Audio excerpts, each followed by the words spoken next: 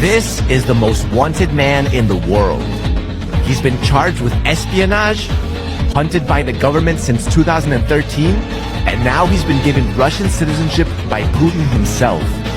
This is the US government's public enemy number one. Welcome to Explained. On June 6, 2013, a series of reports by The Guardian and The Washington Post rocked the world. Top secret documents detailing the NSA, aka the National Security Agency's activities, were leaked by an unidentified source. And Americans found out the US government was spying on them. 3 days later, this man came forward. Edward Snowden. A 29-year-old high school dropout whose computer abilities have landed him jobs with the CIA and with an NSA contractor. But in his short time with the NSA, he discovered it had dangerously overreached itself.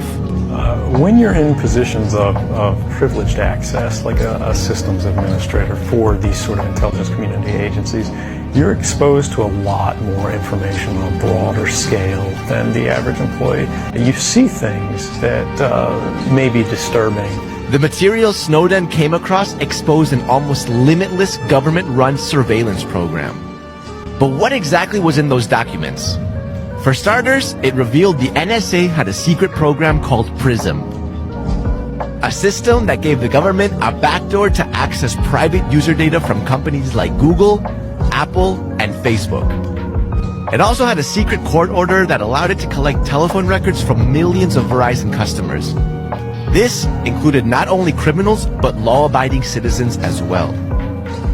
Then, there was an 18-page presidential memo showing Obama ordering intelligence officials to come up with a list of overseas targets for cyber attacks. The NSA was hacking computers in Hong Kong and mainland China, a few of which were military systems. It also tapped the mobile phone of Germany's chancellor at the time, Angela Merkel.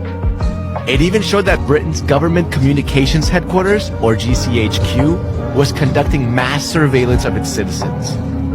Not to mention, both the NSA and the GCHQ had discussed methods of deception, the use of propaganda, mass messaging, and stories on social media to influence people the way they wanted.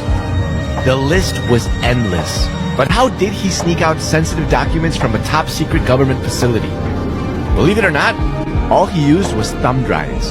But that doesn't mean it was easy. Snowden had to plan the leak and his escape carefully. He had three things working in his favor. Number one was his location. Snowden was contracted to the NSA by a company called Booz Allen Hamilton. He was based in Hawaii, 5,000 miles away from the prying eyes of everyone at the NSA's headquarters in Maryland. He was also 6 hours behind them. So while most people had left the office for the day in Fort Meade, Snowden's workday was barely halfway through.